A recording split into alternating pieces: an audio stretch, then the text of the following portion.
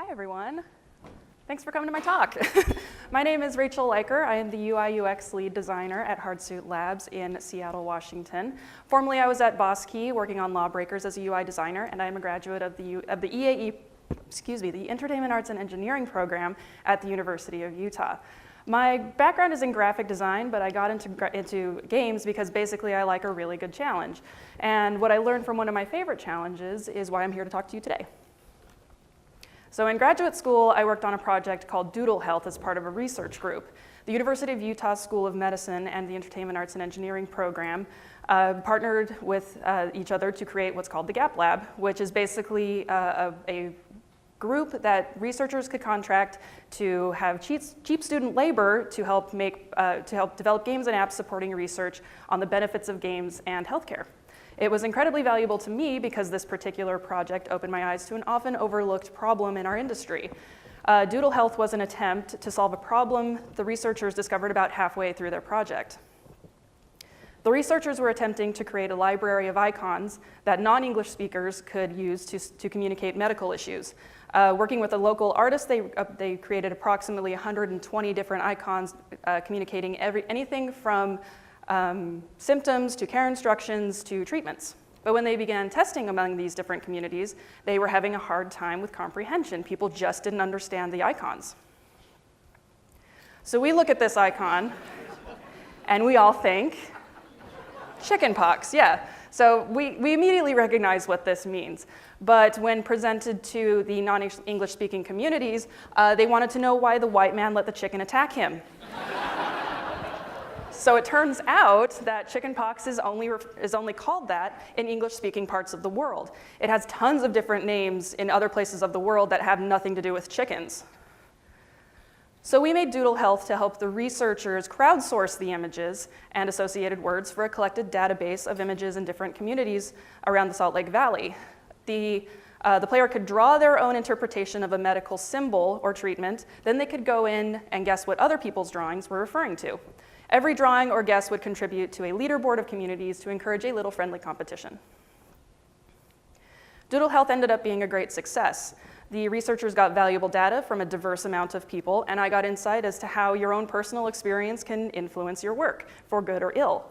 Seeing how my cultural bias could impact communication so dramatically was a valuable lesson, but I think the response to that was even more important because it taught me some critical skills and techniques that I use in my everyday designs, and I think maybe you can do it too. So in designing icons, one must convey information quickly and efficiently. It must be understood by a broad spectrum of people to be effective. There are three strategies that can help create more meaningful icons. Check your biases, integrate your brand, and know your audience. Let's start off with biases. To accept and overcome your biases, you have to kind of recognize one thing. You are not the audience. There is a 100% chance that all of your players will not be like you. Age, gender, location, race, ability, and a lot more will differ among your player base. So removing yourself from the equation can strengthen your communication. Bias is a shortcut that our brains take to make decisions easier. It's a very, very primitive thing, and everyone is susceptible to it at all times. It can also damage your ability to sort of make clear iconography. So let's say you go to a new place to eat. You might be biased toward cheeseburgers because you know you like them. It's fast, it's efficient, and you get a cheeseburger out of it. That bias can actually be very damaging as well because you can't just eat cheeseburgers. That would be really unhealthy. Maybe your partner doesn't eat meat, so it affects their ability to enjoy a meal with you. Maybe you're in a foreign country where it's hard to find cheeseburgers, so you are constantly hungry. So now your bias has impacted your health, your relationships, and your ability to function on the planet. So what's this process look like pertaining to icons? Let's say my colleague comes to me with a need for a clothing icon for the game. It's not a difficult thing to do. I frequently wear clothing and have a respectable collection. So I make an icon of the first thing that comes to me, a shirt. This is the first thing that comes to my mind when thinking about clothes. So the shirt is the easy choice for the icon. It does the job. But your first choice is generally your biased choice because, again, it's the shortcut to making a decision. So You can ask yourself some questions. Does this choice only make sense to me? What about my colleagues? What about my partner? Is it easy to understand and relate to in other parts of the world? When you begin to look beyond yourself, and I look beyond myself, I can already tell that this might be alienating to some genders because button-down shirts can be typically read as male. It could be alienating to people with a physical disability who can't physically button shirts. And I inadvertently alienated myself because I don't actually own any button-down shirts. There's all kinds of biases that can impact your communication, and I'm going to talk to you specifically about cultural, gender, age, and ableness, and some strategies to help you recognize and overcome your own personal biases. There's a significant chance that your players won't be English speakers and of North American descent. Thinking that way is a cultural bias similar to what the researchers in Doodle Health encountered. Games are played everywhere these days, so there are some things to consider when communicating across different cultures and languages. Icons need to reference concrete ideas and not rely on colloquialisms and idioms. Also, we need to be sensitive to cultural standards that could impact the iconography of your game.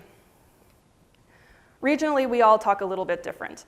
Accents, names for stuff, colloquial terms, and phrases.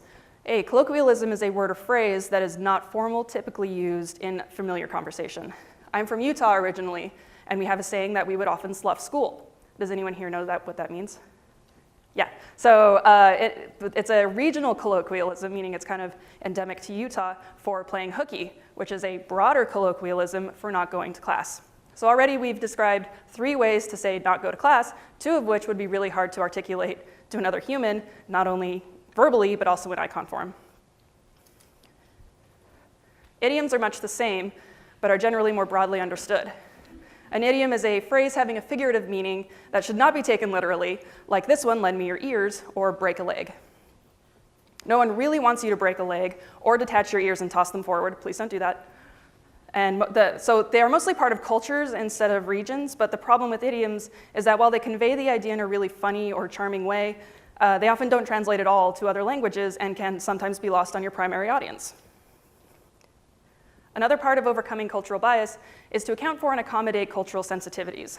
Some imagery will just not get past censors. Typically censored images are those that contain supernatural elements, such as ghosts and demons, skeletons, undead imagery, as well as blood, guts, and gore. You can design your icons to avoid using these themes, or you can design alternatives that don't include that material, as in this example from Dota 2.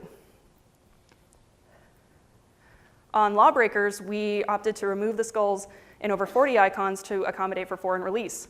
It wasn't particularly difficult to do, but it was pretty time-consuming to find and replace all instances of skulls in a game about fast-paced killing. Also, not attempting to localize your icon is also an option. You can reference images used by the International Organization for Standardization. These are approved by an international interdisciplinary group that are used around the world to convey complex ideas. Gender bias relies on relating to the icon as the designer's gender identity relates to it. It can influence the icon to contain gender stereotypes that can be damaging to clear communication and also the players who see them. There we go. Icons that rely on gender stereotypes can communicate effectively, but they skew into sexist territory pretty easily and can alienate and offend your players. One strategy is to employ that neutral ideas need to have neutral icons and have gender parity in the figures when figures are required, or to make the figures as androgynous as possible. On Lawbreakers, we had gender parity in the playable characters, so we specifically designed the icons to be as neutral as possible. When the icons did involve a figure, we designed them to be more androgynous in silhouette to reflect that gender parity.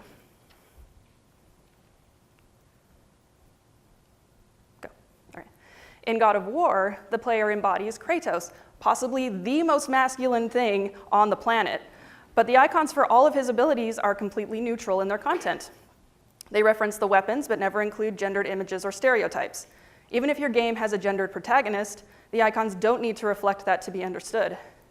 Gender bias can kind of be tricky to identify, so getting feedback from different groups is an important step in the process and can help the icon become more inclusive. Ableness bias assumes that all players physically interact with the game the same way that you do, but this can differ from player to player.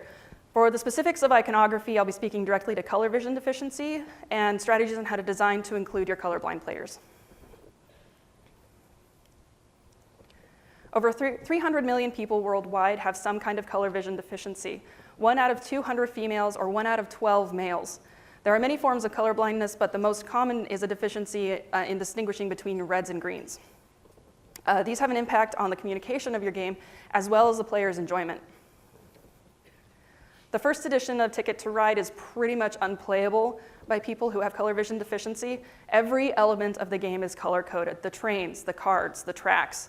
So players with color blindness need to have color differentiation, contrast, and typically secondary messaging to be able to successfully determine the iconography in your game. In later versions of the game, there has been a concentrated effort on making the game more accessible.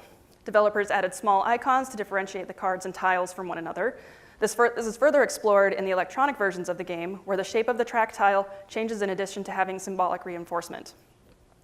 The game in all of its forms now has been lauded for its efforts to make it playable by everyone out of the box.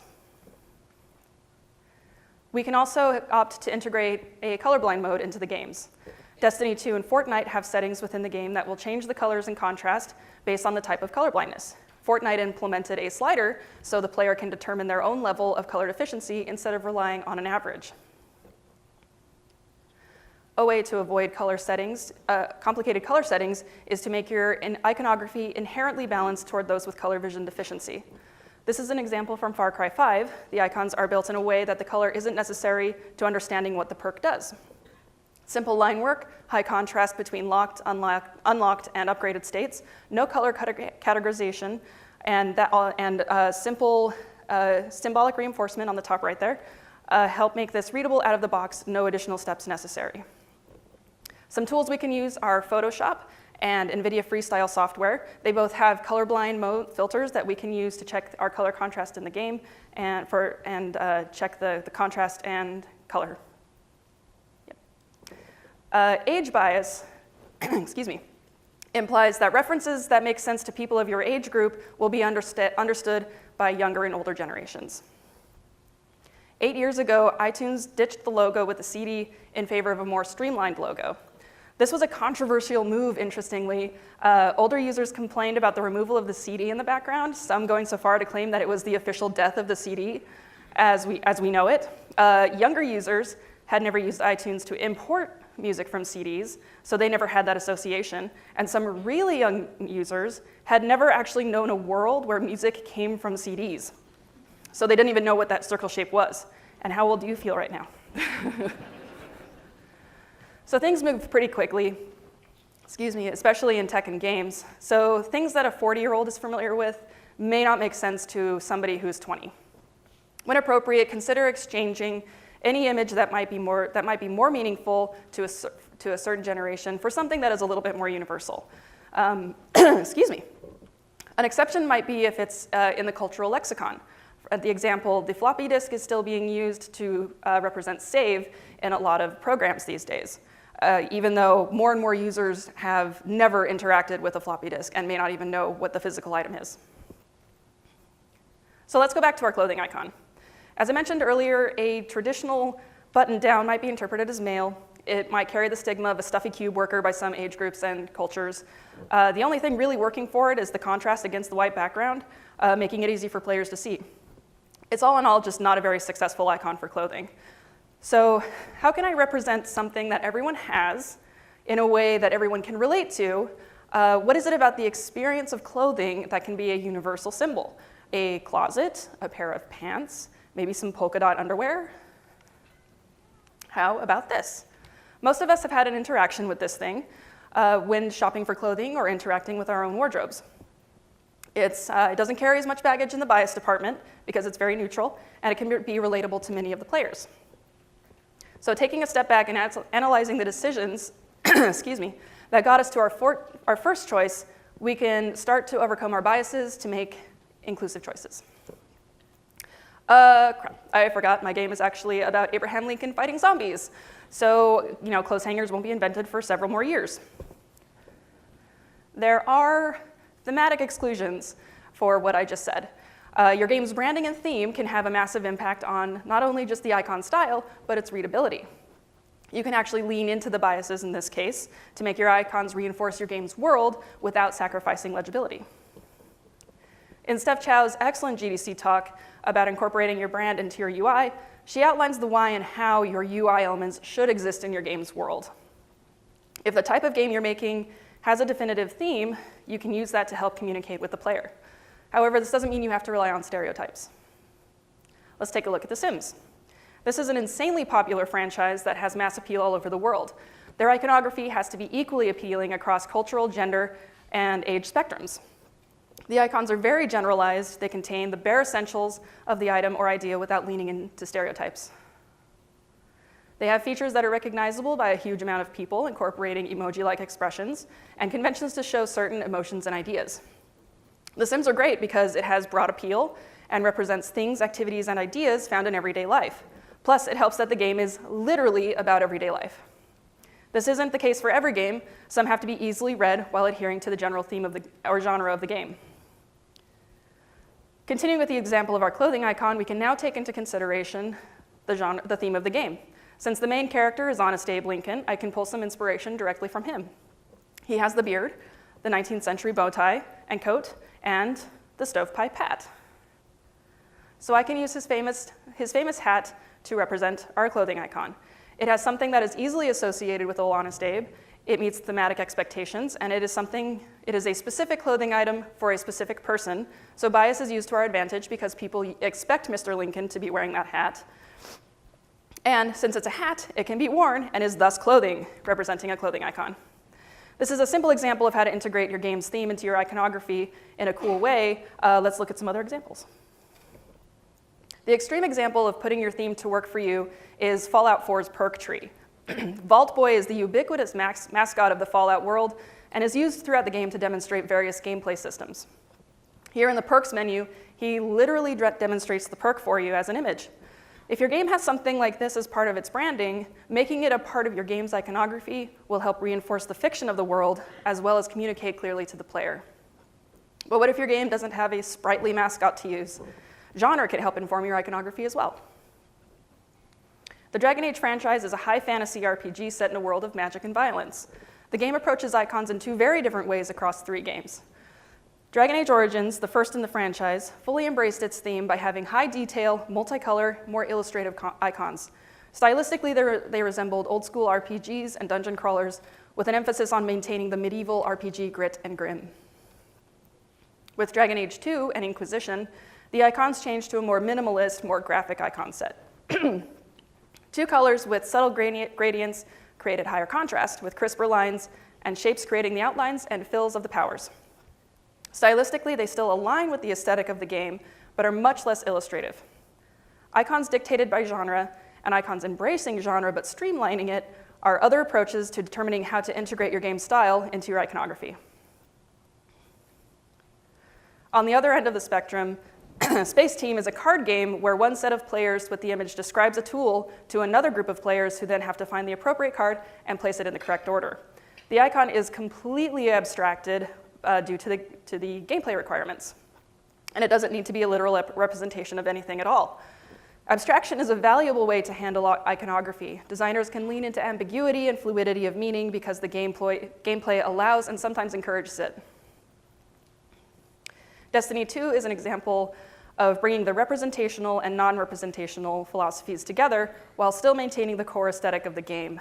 They rely on silhouette and color, detail and abstraction, tangible and intangible, with the item colors and the character buff icons. Items such as weapons, gear, consumables, mostly items with real-world counterparts, appear hyper-realistic in the menus, reflecting what the player will see in the game out of the menus. Each has a unique silhouette, allowing the player to quickly scan for the type of weapon they want to equip. It's also worth noting that the color indicating the rarity of the icon in the background of the icon is almost more important than the item itself. The game isn't afraid to give the player the most desired information first, even if it's at the expense of the item. You can see on the example to the far left that the blue chest armor pretty much disappears against the rarity background, but that's okay because the player still gets the information that they want in the order they wish to receive it. Weapon perks and class abilities are more abstracted and graphic. Since they have no physical item or rarity counterpart in the game, they are more felt than seen. They are allowed to be more non-representational. Both the literal icons and abstracted icons can still exist within the aesthetic of Destiny 2 without being distracting or off-brand. Incorporating the theme of your game into your iconography can run the gamut from literal to abstract, but it also creates a framework that you can use to more fully make your icons more inclusive and meaningful. And if you integrate your brand style into your iconography, the reverse is true, where the icons can then be used to reinforce the brand. There are many examples of simple icons being embraced by the community, even if they are fully abstracted. The icon can help reinforce your game's genre, theme, and world in ways that can be very meaningful to your player base. And speaking of your player base, who is playing your game, and how will they be playing your game, and why are they playing your game? Designing meaningful iconography should not be done in a vacuum. Get to know your audience and their expectations before you really begin designing your icons. There's no typical player type anymore. According to the ESA, 45% of US gamers are women. The average age of a gamer is 34. The 64% of US households have some kind of game device with an average of 2 gamers per household. The most popular titles are multiplayer games, so like shooters, action, and casual games played with friends. Your players will have expectations for your game depending on the genre and sometimes the franchise, both from a gameplay perspective and how players physically interact with the game. Your gameplay will impact the amount of eye activity and physical actions of your players, anything from eye movement around the screen to see what abilities are active, to reloading weapons, to deploying combinations of powers. Meeting your player expectations with your icons will enhance these gameplay elements immensely. Fast-paced games, such as Lawbreakers, require information to be conveyed quickly and efficiently. The player expects to have their full attention on the combat, so anything that detracts from that focus can lead to frustration. For Lawbreakers, icons had distinct silhouettes, are high contrast against any background, and have very little detail. We use directionality to indicate some of the faster and more powerful moves, and use rounded shapes for grenades and area effect abilities that subtly indicate to the player what they can expect when the action is deployed. Even in the periphery vision, the icons convey the essential information at a scan. Secondary effects were used to emphasize readiness states like color and contrast changes. Icons were designed to be readable in the different stages and against the different terrain in the game. With games like RPGs, dungeon crawlers, and immersive sims, the gameplay is not as frenetic and can afford you more time to digest information and plan actions. There's more time for color, more detail, and a greater opportunity to incorporate the style of the game. These icons from Dishonored 2 are stylistically distinct from the first game while still embracing that degraded oil punk feel.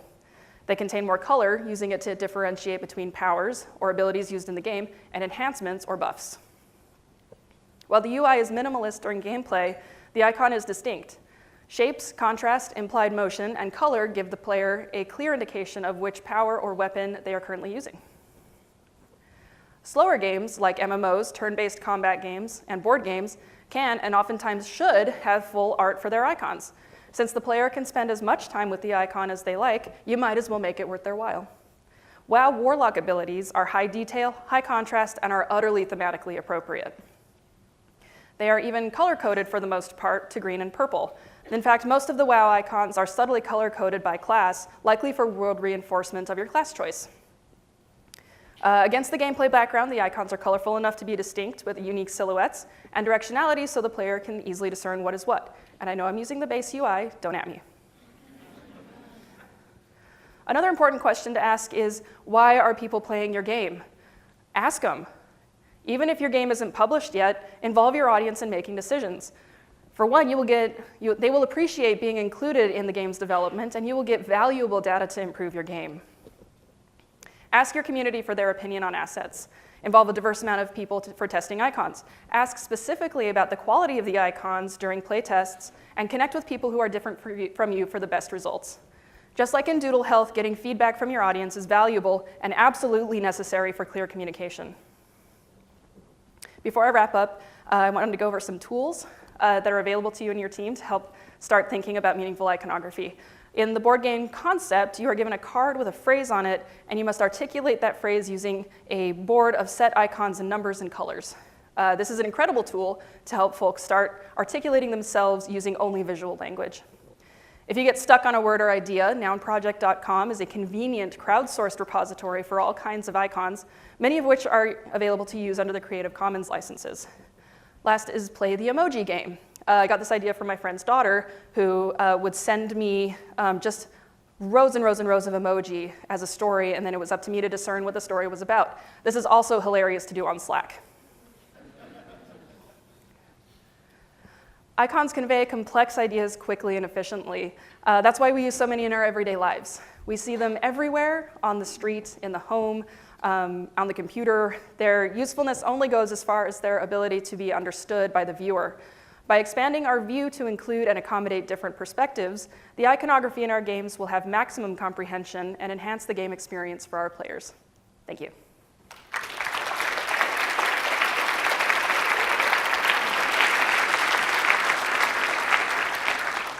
I have time for questions. If anyone has any questions. No? No questions? Oh, okay, gotcha.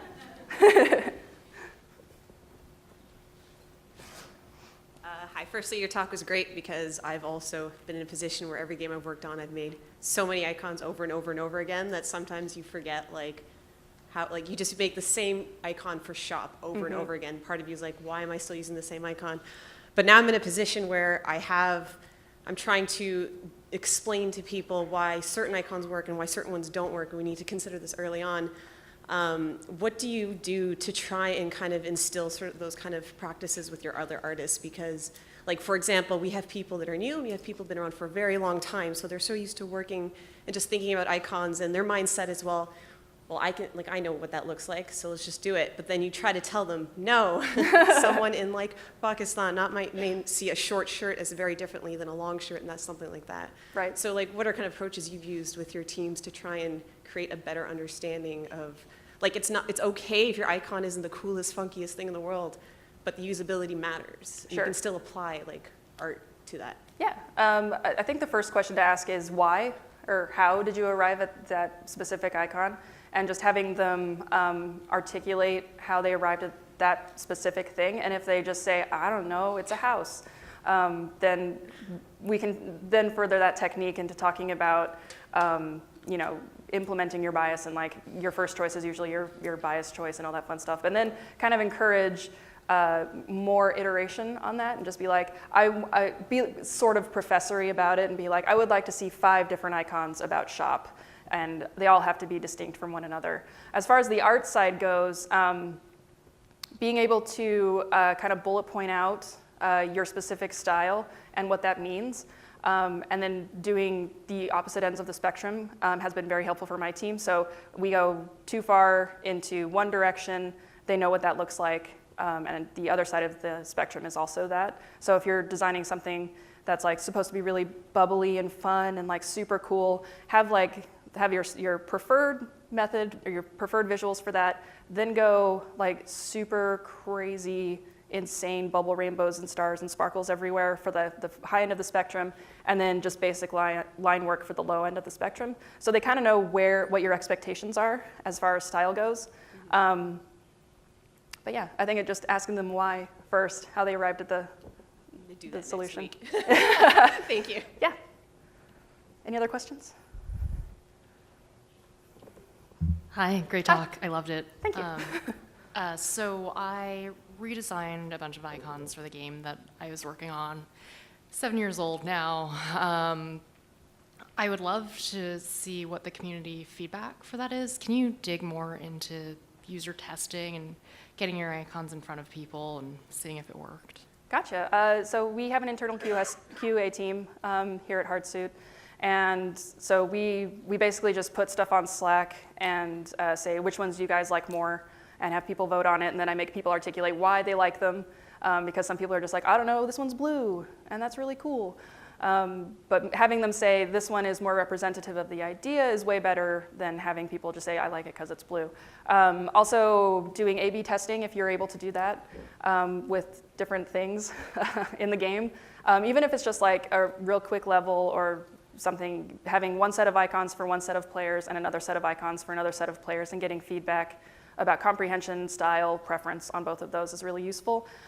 Rely on social media to like just put it out to your community and be like, hey, we've got some icons. What do you guys like better? And then again, ask people for why they liked that thing. Great, thank you. Yeah.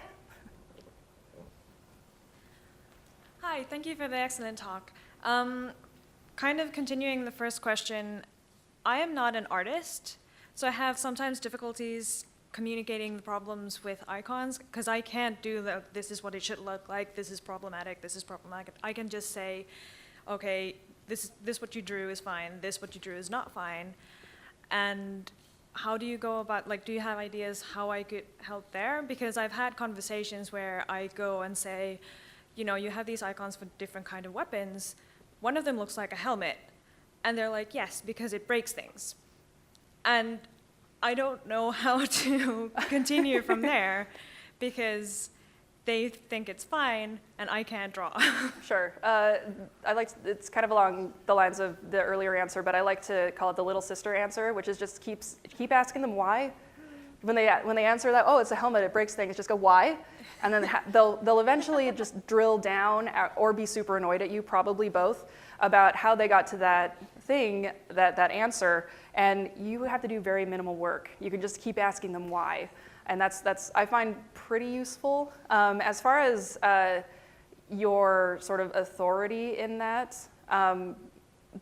just keep at them, I guess. Like, even though you're not an artist doesn't mean that you're not reading icons, because everybody in this room reads icons 24/7. It's just like, it's how we kind of operate in modern life. So just because you're not an artist doesn't mean that the feedback to you is less important. So just keep iterating that you don't understand the thing, and it could be difficult for your players. And an art background has nothing to do with that. Thank you. Mm-hmm. I think that's it. So thanks, everyone.